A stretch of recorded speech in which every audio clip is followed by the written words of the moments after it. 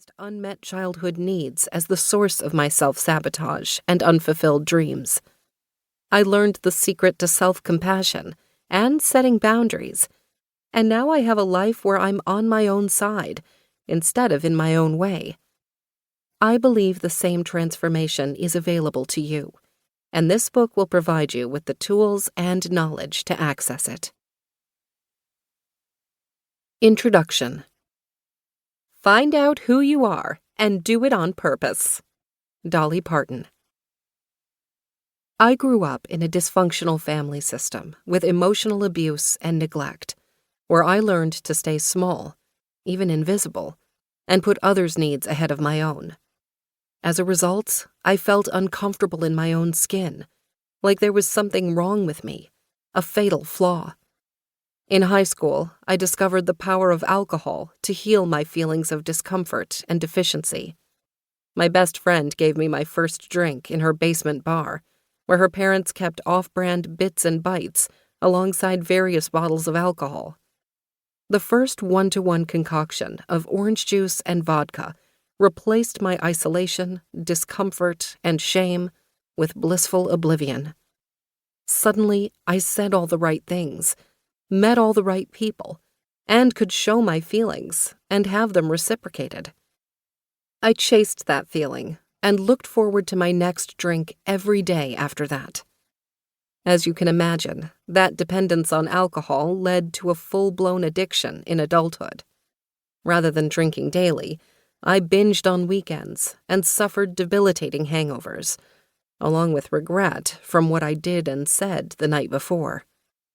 After every drinking episode, there were consequences I chose to ignore.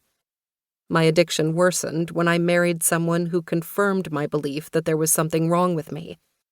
Near the end of our marriage, he would ask the accusatory question, "What's wrong with you?" I now know a more helpful query would have been, "What happened to you?" His criticism and emotional neglect felt like home to me, and I stayed married to him for more than 10 years. When the marriage ended, I began a journey away from self-abandonment, and less than a year later, faced my alcoholism and entered a recovery program. I learned that alcohol abuse is more than drinking, and recovery is about getting honest and digging deep to understand yourself and acknowledge how your past impacts your behavior. This has meant curbing my relentless doing and taking time to examine and know myself as a human being. The most important piece of this puzzle has been learning to rely on God for my affirmation and validation, rather than others. Slowly, I learned to stop putting myself last and fight for my life, because no one else was going to. I stopped trying to please family members who would only shame me, and I learned to distance myself from them instead. I studied the dynamics of dysfunctional families and realized how mine, and the one I married into, would do anything to resist changing their unhealthy habits. That's because toxic family systems are sustained by everyone staying in their roles. The one who has the courage and creative spirit to envision change is often scapegoated. The family would rather destroy the scapegoat than face the possibility that something needs to change. It wasn't until my 30s that I learned how to implement healthy boundaries in my recovery program. Before that, I never felt entitled to say no to anyone. Now that I'm over 50, I learned to set limits to protect myself and stop saying sorry for things that aren't my fault.